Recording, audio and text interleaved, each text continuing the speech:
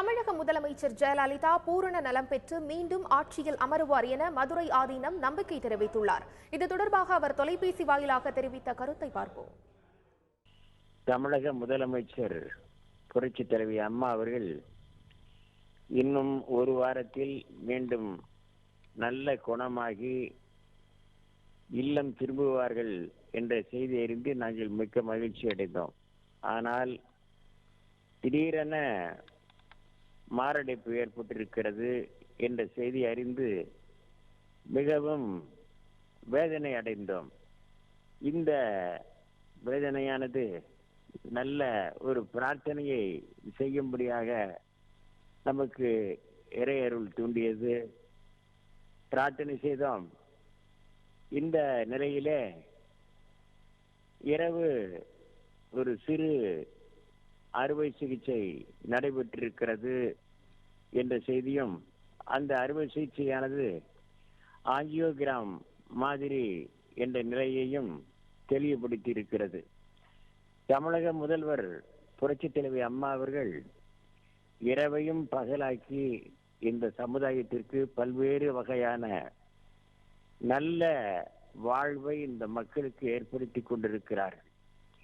தமிழக மக்கள் அனைவருமே பல்வேறு துறைகளிலே இருக்கின்ற மக்கள் மன நிறைவோடும் மன நிம்மதியோடும் மகிழ்வோடும் வாழ்கிறார்கள் என்ற செய்தியை நாம் தெளிவாக தெரிந்து கொண்ட பிறகு முதலமைச்சர் அவருடைய நல்ல ஆட்சி திறன் தொடர்ந்து திகழ வேண்டும். இந்த நிலையிலே நம்முடைய மக்கள் அனைவரும் இந்த பிரார்த்தனையில் ஈடுபட்டு கொண்டிருக்கிற இந்த சூழ்நிலையிலே எந்த ஒரு பதற்றமும் இந்த சமுதாயத்தில் ஏற்படக்கூடாது என்பது மாத்திரமல்ல, எல்லோரும் அமைதி காக்க வேண்டும்.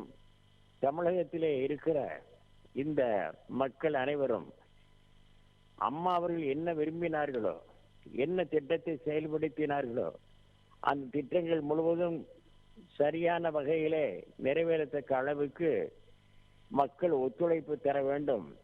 அரசு அலுவலர்கள், காவல்துறையினர் எல்லோருக்கும் மக்கள் முழு ஒத்துழைப்பு தர வேண்டும் என்பது மாத்திரமல்ல, அனைத்து இந்திய அண்ணா திராவிட முன்னேற்ற கழகத்தை சார்ந்த கோடிக்கணக்கான செயல் வீரர்கள், தொண்டர்கள் அனைவரும் அமைதி காக்க வேண்டும்.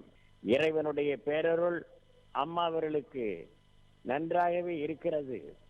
முதல்வர் உடல்நிலை சீராக உள்ளது என்கின்ற செய்தியானது இப்போது எல்லோருக்குமே ஒரு மன நிறைவை ஏற்படுத்தி இருக்கிறது.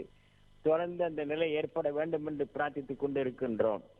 அந்த பிரார்த்தனையானது நிச்சயமாக நிறைவேறும் என்ற நம்பிக்கை நமக்கு இருக்கிறது.